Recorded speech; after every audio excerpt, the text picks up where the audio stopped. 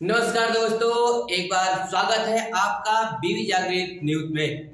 मैं संजय प्रजापति आपको इस सेशन में चर्चा करेंगे दिल्ली के राजनीति पर। अरविंद केजरीवाल गए जेल, क्या दिल्ली में लगेगा राष्ट्रपति शासन? अरविंद केजरीवाल गए जेल, क्या दिल्ली में लगेगा राष्ट्रपति शासन? इस पर हम चर्चा करेंगे। ऐसा क्यों कहा जा रहा है? क्योंकि अरविंद केजरीवाल शराब नीति के घोटाले में जेल जा चुके हैं। ईडी ने उन्हें गिरफ्तार कर लिया है। अब ईडी गिरफ्तार कर लिया, जब जेल में है, अब जेल से दिल्ली का शासन चल नहीं सकता है। इसके लिए अब कोई ना कोई नया मुख्यमंत्री या क्या व्यवस्था है, ये जानने की कोशिश हम करेंगे। तो पहली बार भारतीय इतिहास में ऐसा वाकया हुआ होगा कि कोई मुख्यमंत्री अपने पद पर रहते हुए जेल गया होगा। इसके पहले जितने भी कार्य हुआ है वो मुख्यमंत्री पद से इस्तीफा देने के बाद जेल गए हैं, जबकि अरविंद केजरीवाल दिल्ली के मुख्यमंत्री पद पर रहते हुए जेल में हैं। तो क्या जेल से राज्य का शासन चलाएंगे? क्या यह अनुमति मिलती है, नहीं मिलती है? इस पर भी हम सेशन के अंत तक चर्चा करेंगे। पहले हम जानेंगे ये जेल गए तो गए क्यों, ऐसा हुआ क्या वाकया ये जेल गए। इनके जेल जाने का वाकया एक शराब नीति घोटाले का है। शराब नीति क्या होती है? ये आबकारी मंत्रालय द्वारा बनाई जाती है। तो आबकारी मंत्रालय क्या होता है? आबकारी मंत्रालय किसी भी राज्य में शराब बेचने, दुकान खोलने, ठेके लेने की नीतियां बनाता है। तो ऐसा हुआ दिल्ली में 2021 में 17 नवंबर 2021 में ऐसा एक मामला था। आबकारी विभाग के मंत्रालय के मंत्री थे मनीष सिसोदिया। मनीष सिसोदिया ने दिल्ली में उस समय एक शराब नीति लाई। 17 नवंबर 2021 को एक शराब नीति लाई। शराब नीति में उन्होंने क्या किया? उस नीति में उन्होंने 32 जोन, दिल्ली को 32 जोन में बांटा और एक प्रत्येक जोन में 27 दुकानें खोलने के लिए अनुमति। उन्होंने पिछली नीति को बदल डाला। इसमें हुआ क्या कि सभी सरकारी दुकानें, जो शराब की सरकारी दुकानें थी, सभी को प्राइवेट कर दिया, 100% प्राइवेट कर दिया गया। अब प्राइवेट करके उनके ठेके को प्राइवेट ठेकेदारों को दे दिया गया सभी को। अब सरकारी ठेका नहीं रह गया। तो ये मामला था उसी का। उसी में कई घोटाले हुए, किसी से पैसे की लेन देन हुई, किससे पैसे की लेन देन हुई। ऐसा क्या हुआ कि सभी को जेल जाना पड़ा? संजय सिंह को जेल जाना पड़ा, मनीष सिसोदिया को जेल जाना पड़ा। अब उसमें बड़े नाम आ रहे हैं, अरविंद केजरीवाल का भी जेल जाना। तो ऐसा क्या मामला था? इसमें कहा जाता है 35 करोड़ का फायदा भी सरकार को हुआ था। तो 35 करोड़ का फायदा हुआ तभी जेल जाना पड़ा, ऐसा क्या मामला था? ऐसा मामला रहा होगा तभी तो जेल जाना पड़ा होगा, ऐसा कहीं ना कहीं कुछ मामला था। तो जब ये नीति बनी थी 2021 में, जब नीति बनी थी तो 2022 आते आते दिल्ली के मुख्य सचिव, मतलब आईएएस का जो अपर अधिकारी होते हैं, मुख्य सचिव, वहां के उपराज्यपाल, दिल्ली के उपराज्यपाल, क्योंकि दिल्ली एक केंद्र शासित प्रदेश है, तो दिल्ली के उपराज्यपाल से शिकायत की कि जो दिल्ली सरकार ने यह शराब नीति लाई, इसमें बहुत बड़ा घोटाला किया गया है। तो उपराज्यपाल ने पूछा ऐसा क्या घोटाला है? तो उन्होंने कहा घोटाला इसलिए किया गया है कि जो शराब नीति पहले थी, जो शराब नीति इसमें पहले थी, उसमें देखिए क्या क्या प्रोसेस था। शराब नीति पहले थी कि किसी डिस्ट्रीब्यूटर को, अर्थात कोई बड़ा डिस्ट्रीब्यूटर ठेका लेता है तो वह 10 लाख डिपॉजिट के रूप में देगा। इससे पहले हम जान लेते हैं कि जब पुरानी नीति 2021 के पहले, उसमें 60% सरकारी थे, जबकि 40% प्राइवेटीकरण था। 60% सरकारी थे, 40% क्या था? प्राइवेटीकरण था। और नई शराब नीति में 100% पूरे के पूरे क्या हो गई? प्राइवेटीकरण हो गया। यानी 100% कोई प्राइवेट लेगा ठेका, अब सरकार के ठेके में नहीं रहेगा, प्राइवेट को दे दिया गया था। ऐसा क्या था? ओल्ड नीति में था कि 10 लाख रुपए डिपॉजिट के रूप में कोई ठेकेदार देगा तो उसे दुकान खोलने की अनुमति दे दी जाएगी, और रिटेलर के रूप में 8 लाख था। कोई देगा 8 लाख तो उसको रिटेलर के रूप में, यानी मार्केट में बेचने के लिए, उसे अनुमति दे दी जाएगी। लेकिन बाद में क्या हुआ, नई नीति में अब ये 5 करोड़ कर दिया गया, न्यू पॉलिसी में 5 करोड़ कर दिया गया और रिटेलर को बढ़ाकर कर दिया गया आपका, आप रिटेलर के रूप में देखेंगे इसे बढ़ाकर कर दिया गया था आपको 11.18 करोड़, 11.18 करोड़ कर दिया गया। अब बताइए जो रिटेलर होगा इतना लाख रुपए लेकर जब ठेका लेगा तो वह बेचने के लिए दुकान खोलेगा ही खोलेगा। अब बताइए डिस्ट्रीब्यूटर 5 करोड़ देगा। अब देखिए इसमें क्या हुआ, रेवेन्यू तो बढ़ गई, सरकार के चेंजेस हो गए, इतने फायदा, इतने परसेंटेज आपके बढ़ गए। अब देख पा रहे हैं इतने परसेंटेज क्या हुए हैं, ये बढ़ गए, इतने परसेंटेज बढ़ गए हैं तो ऐसा तो जरूर है कुछ ना कुछ सरकार का फायदा जरूर हुआ होगा। ऐसा जब सरकार का फायदा हो रहा है तो इसमें क्या गलत है? उपराज्यपाल ने पूछा आप कह रहे हैं तो इसमें क्या गलत है, वो तो फायदा किया, लेकिन नुकसान क्या होगा ये भी हम जानेंगे आगे। अब बताइए जब छोटे व्यापारी, उन्होंने बताया कि जब छोटे व्यापारी रह ही नहीं जाएंगे, केवल बड़े व्यापारी, बताइए जब 5 करोड़ और 11.18 करोड़ की बात आ जाएगी तो क्या इसमें कोई छोटा व्यापारी रह जाएगा? भाई इसमें कितने रेंज के लोग बाहर चले जाएंगे। अब बड़े व्यापारियों को ही केवल आगे बढ़ाया जा रहा है, पहले तो ये घोटाला है। लेकिन इससे क्या है, चलिए तो सरकार की आय में आमदनी तो बढ़ रही है, राज्य के रेवेन्यू तो बढ़ रहे हैं, क्या दिक्कत? दिक्कत तो है और दिक्कत है, हम उस दिक्कत को समझाते हैं। तो दूसरा दिक्कत क्या थी? दूसरा दिक्कत यह थी कि ओल्ड पॉलिसी में मान लीजिए कोई प्राइस था किसी शराब का 350 रुपया, किसी भी शराब का 350 रुपया प्राइस थी, उसमें से 33.35 रुपया बेचने वाले को मिलता था, यानी दुकानदार को मिलता था, बाकी टैक्स किसको मिलता था? सरकार को मिलता था। यह था पुरानी पॉलिसी। लेकिन बाद न्यू पॉलिसी में क्या हुआ, 560 रुपया उसका रेट हो गया, रेट बढ़ के 560 हो गया, लेकिन ये 363.27 रुपये ये बेचने वाले को मिलता था। 363.27 रुपये किसको मिलता था? तो बेचने वाले को मिलता था। अब हुआ क्या, यानी सरकार को कम मिलता था, सरकार को यह क्या मिलता था? कम मिलता था, बेचने वाले को ज्यादा। ऐसा क्यों किया गया कि बेचने वाले को मुनाफा दिया गया? ऐसा इसलिए कि क्योंकि जो एडवांस पैसे थे जो आपको डिपॉजिट के रूप में ले जाते थे वही बढ़ा दिए गए थे। भाई 5 करोड़ और 11.8 12 करोड़ लगभग पैसे डिपॉजिट के रूप में सरकार पहले ही दे रही है। तो जितना फायदा वो लगातार कमाती 2 साल में, वो एक ही साथ वो ले रही है। उन्होंने कहा लाभ आप रखिए, हमें एक ही साथ दे दीजिए।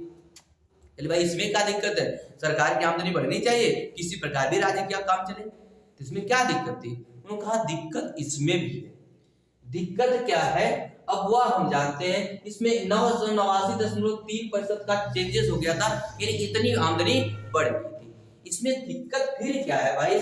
जब ऐसा है तो इसमें दिक्कत क्या है? सचिव ने कहा दिक्कत है, पहले जानिए तो सही।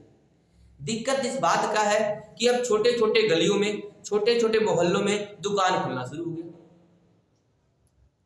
जब सरकार ने या कोई पूछा क्यों दुकान खोल रहा है, तो प्राइवेट कंपनियों ने कहा हम तो डिपॉजिट दिया, हमें खोलने के लिए हम इतना पैसा दिए, हम खोलेंगे दुकान, हम ज्यादा से ज्यादा मुनाफा कमाएंगे तभी तो सरकार को पैसे देंगे। अब ये छोटे व्यापारी नुकसान हो गए। उन्होंने पहली बात रखा कि छोटे व्यापारियों का है नुकसान हो रहा है, छोटे व्यापारी कार्य नहीं कर पाएंगे। अब बड़े व्यापारी किसमें लिप्त होंगे? लेकिन हुआ एक बहुत बड़ा घोटाला तब हुआ जब आप देखेंगे, बहुत बड़ा घोटाला तब हो गया जब क्या हुआ, इसे जुलाई 2022 में इस नीति को वापस ले लिया गया। राज्यपाल के पास मुख्य सचिव लेकर गए, अभी शिकायत ही कर रहे थे कि मनीष सिसोदिया ने इस नीति को वापस ले लिया और कहा अब इस नीति से शराब की बिक्री नहीं होगी। बताइए यह तो वह हाल हो गई कि चोर सिद्ध होने वाला था, पकड़ने वाला था, खुद ही कह दिया हमने चोरी किया है। इससे शंका और बढ़ गई, और सीबीआई जांच बैठ गई। सीबीआई जांच बैठी तो जो पैसे देने वाले थे, अब जो व्यापारी पैसे देने वाले थे वही इनके गवाह बन गए। जो पैसा देने वाले जैसे दिनेश अरोड़ा जी इन्हीं के सरकारी गवाह बन गए। ये पैसे दिए थे, इन्होंने कहा हम 100 करोड़ दिए हैं दिल्ली सरकार को, हम 100 करोड़ शराब की दुकान खोलने के लिए, शराब के ठेके लेने के लिए हम 100 करोड़ दिए हैं। सरकारी गवाह यही बन गए। क्योंकि भाई आपने अभी 21 में चालू किया और 22 में आपने क्या किया, 22 में आपने उस शराब नीति को वापस दे दिया। अब बताइए जो पैसा लगाया है वो निकाला ही नहीं, तब तक आप वापस कर दिए, तो पैसा देने वाला मांग करेगा कि नहीं करेगा? हमें पैसा चाहिए, हम एक दुकान अभी खोल ही रहे थे, आपने इस शराब नीति को वापस कर दिया। उस समय चल रहा था कोरोना काल, तो दिल्ली सरकार ने कहा चलिए आप लोगों ने पैसा लगाया है, इसलिए आप लोग टैक्स जो पैसा देना था, जो टैक्स देना था वो मत दीजिए, आपका लोन हम माफ कर देते, रहने दीजिए, आप पैसा होगा तब दीजिएगा। इसमें वह भी घोटाला हो गया कि वो जो पास हुआ होगा, जो पैसा माफ किया गया वो सरकारी पैसे माफ किए गए होंगे, सरकारी खजाने से माफ किए गए होंगे, यहाँ वो घोटाला हुआ। तो उन्होंने 100 करोड़ दिया तो वो गया कहाँ पैसा? अब उन्होंने कहा हम आपको 100 करोड़ दिए हैं, ये साउथ के थे, अभी दिखाए साउथ के थे, अब 100 करोड़ दिए तो मामला पैसा गया कहाँ, ये भी मामला था। तो दिल्ली सरकार ने कहा, केजरीवाल ने कहा हमारे पास पैसे वैसे नहीं, पैसे वैसे इसलिए नहीं थे, उन्होंने चुनाव में खर्चा कर दिया। भाई गुजरात के चुनाव, पंजाब के चुनाव हाल ही में थे, उसमें उन्होंने खर्चा कर दिया, तो पैसे बचे कहां से? यानी मनी लॉन्ड्रिंग हुई थी चुनाव में। अब इन्होंने कहा ऐसा क्या हुआ पैसे, अब दिखाइए, अगर आप लिए हैं रिश्वत लिए तो पैसा क्या हुआ? तो कहा हमारे पास पैसा ही नहीं है, आप कह रहे रिश्वत लिए। लेकिन जो भाई पैसा देने वाला वही गवाह बन गया, तो आप जाएंगे कहां? वो गवाह हमने पैसा इनको दिया, हमसे इससे बात हुई है, कैसे बात हुई, कौन बात कराया है, सब पकड़े गए। एक के कविता है, के कविता हिमाचल प्रदेश की जो मुख्यमंत्री की लड़की है, उन्होंने भी बात कराया था साउथ ग्रुप से। साउथ ग्रुप क्या है तो आप देख पाएंगे, साउथ ग्रुप एक क्या है, एक एजेंसी का नाम है साउथ ग्रुप, एक एजेंसी का नाम है साउथ ग्रुप। इस घोटाले में आप जो देख पा रहे होंगे कि विजय नायर भी पकड़े गए, साउथ ग्रुप सदस्य है, समीर महेंद्र भी है, ये अमित अरोड़ा भी है, रावण मुकुंदा भी है, संजय सिंह है और मनीष सिसोदिया है, ये आप देख पा रहे हैं। अभिषेक गुरपल्ली है, बूजी बाबू गोरंडाला है, विनय बाबू है, गौतम मल्होत्रा है, राजेंद्र जोशी है, ये सभी लोग गिरफ्तार हो चुके हैं। अभी इसमें एक बड़ा नाम और हो गया अरविंद केजरीवाल का। ये शराब नीति में ये लोग क्या थे, हिस्सेदारी थे, ये सभी लोग कुछ पैसे देने वाले थे, अब कुछ इसमें शराब की ठेका को लेने वाले थे, और जो पैसे देने वाले थे वही खुद गवाह बन गए, ये पैसा हमने दिया है, ये लोग गए कहां पैसा लेकर। अब जब सरकारी गवाह बन जाएंगे तो कहीं ना कहीं प्रॉब्लम खड़ी होगी, कहीं ना कहीं प्रॉब्लम खड़ी होगी, जिसके चलते मनीष सिसोदिया पर लगा और वह इस समय जेल में। अरविंद केजरीवाल को बार बार दिल्ली ईडी ने समन भेजी थी कि आप आइए, शराब नीति पर जो आपने गड़बड़ी की है उस पर आप बात रखिए, क्या क्या गड़बड़ की है आप जवाब दे दीजिए। नहीं आए, 9 बार समन देने के बाद दिल्ली ईडी ने यानी ईडी ने क्या किया, उन्हें गिरफ्तार कर लिया। 9 बार उन्होंने दिया। इन्होंने अरविंद केजरीवाल हाई कोर्ट भी गए कि हमें सुरक्षा चाहिए, लेकिन हाई कोर्ट ने क्या किया, कहा सुरक्षा आपको नहीं मिल सकता है। ईडी से उन्होंने चार्जशीट मांगा, ईडी से उन्होंने दस्तावेज मांगा और दस्तावेज को देखा, और दस्तावेज को देखने के बाद कहा हाई कोर्ट ने हम आपको सुरक्षा नहीं दे सकते हैं, ईडी जो चाहेगी गिरफ्तार करना चाहेगी गिरफ्तार करेगी, ईडी के ऊपर निर्भर है। ईडी ने उन्हें तुरंत ही उसके बाद गिरफ्तार कर लिया। अब सुप्रीम कोर्ट में भी उन्होंने याचिका लगाई थी, लेकिन सुप्रीम कोर्ट से उन्होंने वापस ले लिया, अब ईडी को ही दे दिया, तो अब ईडी ही जो करना होगा वो करेगी। ऐसा मामला था। ऐसा मामला हुआ क्या, हमने आपको समझा दिया, ये घोटाले थे। घोटाले में क्या हुआ, एक चीज और समझिए, घोटाले में हुआ कि ये 100 करोड़ अरविंद अरोड़ा से, ये मामला था 100 करोड़, बूजी बाबू के बयान भी दर्ज किए गए थे। ये 100 करोड़ क्या किए थे, लिए थे। किससे लिए थे, तो दिनेश अरोड़ा थे, साउथ ग्रुप से ये 100 करोड़ लिए थे। अब 100 करोड़ लेकर ये पंजाब के चुनाव में खर्च कर दिए थे। अब उसका ये डिटेल मांग रही थी ईडी, अब ये डिटेल दे नहीं पा रहे थे। जैसे आप देख पा रहे हैं, दिनेश अरोड़ा पूर्व मुख्यमंत्री मनीष सिसोदिया के संपर्क में आए थे। ये मनीष सिसोदिया से बात की थी, और अरविंद केजरीवाल के एक थे प्रवक्ता थे या कह सकते हैं पत्रकार थे, जिन्होंने कहा आप उन्हें ही पैसे दे दीजिए। अरविंद केजरीवाल ने कहा आप उन्हें ही पैसे दीजिए, हमारा आदमी है, आप उसको पैसे दे दीजिए, तो उसको पैसा दिया गया था। इसमें फंदे का फांस जो बने हैं वो बने हैं कौन? जो पैसे दिए थे ठेके लेने के लिए, वही फंदे के पास बने, वही सरकारी गवाह बन गए, जिसके चलते ये पूरी की पूरी आप पार्टी इस सरकार शराब नीति में फंस चुकी है। और शराब नीति में फंसने के कारण अब वो बाहर जाने का नाम नहीं ले पा रही है। आप देख पाते हैं, यह है की कविता, इन्होंने ही साउथ ग्रुप को अरविंद केजरीवाल से बात कराई थी।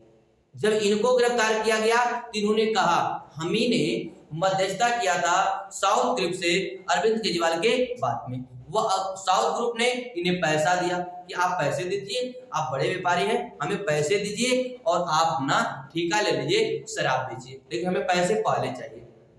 इन्होंने बात कराया था हम चलिए साउथ से लाते हैं कंपनी को और आपके यहाँ व्यापार करवा देते हैं। यह काम किए थे इन्होंने, इसलिए इनको भी गिरफ्तार किया गया। यह भी दोषी पाई गई, ये भी क्या पाई गई? दोषी पाई गई है।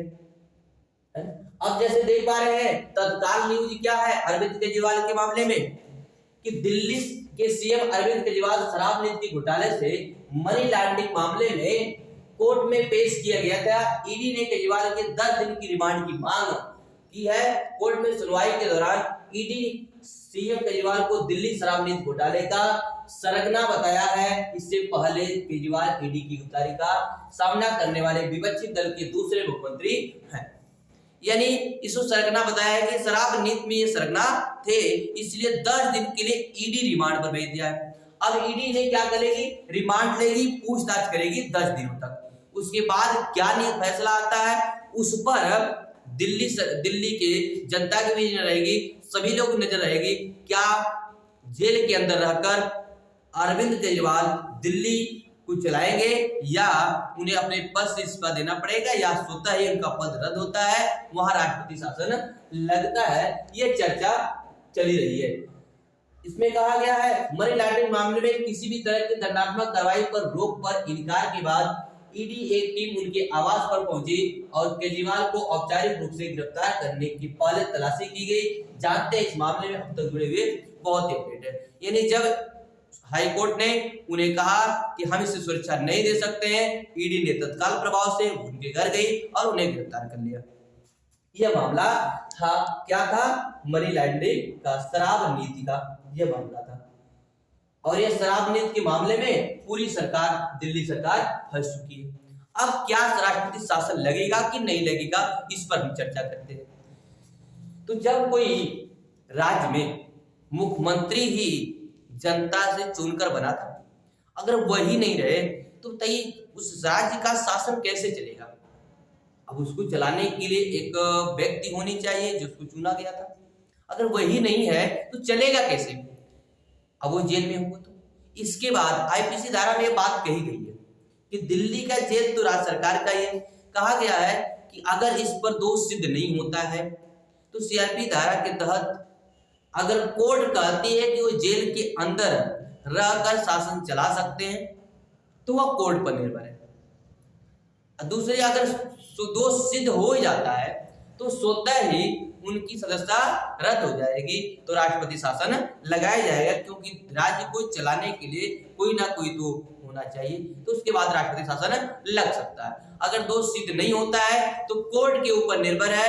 कोर्ट अगर चाहता है कि हाँ वो जेल में रहकर राज्य शासन चलाए तो चलेगा, लेकिन ऐसा संभव तो मुश्किल है, क्योंकि कोर्ट के अंदर रहकर शासन चलाना, कि कोर्ट में हर एक चीजें हो नहीं सकती, दस्तावेज हर कार्य चल नहीं सकता है, राज्य का हर एक फाइलें कोर्ट में जा नहीं सकती हैं, तो ऐसा होना संभव नहीं है। इसलिए लगभग उम्मीद है कि राष्ट्रपति शासन दिल्ली में जल्द ही लग जाएगा, और क्योंकि अब 10 दिन के लिए ईडी के रिमांड पर है केजरीवाल, तो आप समझ चुके होंगे कि दिल्ली में कितने बड़े घोटाले किए गए थे। शराब नीति में बहुत बड़े घोटाले थे जिससे सरकार फंस गई है, ऐसा कहा गया था और ऐसा हुआ है। तो आप लोग कमेंट में बताइएगा कि आगे क्या दिल्ली सरकार को मुख्यमंत्री केजरीवाल को गिरफ्तार करना सही है या गलत है। हमने उस तथ्यों के साथ रखा है, अगर इसमें आपको जैसा लगे वैसा बताइएगा। आप चैनल को सब्सक्राइब कर लीजिएगा, लाइक जरूर कर लीजिएगा, और नए न्यूज के लिए आप लोग कमेंट करके बताइएगा, हम फिर एक बार न्यूज लेकर आएंगे। नमस्कार दोस्तों।